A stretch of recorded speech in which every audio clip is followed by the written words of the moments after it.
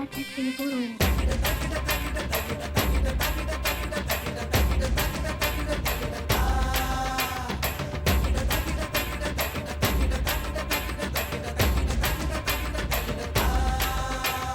கத்தாழ கண்ணால குத்தாத நீ என்ன இல்லாத இடுப்பால இடிக்காத நீ என்ன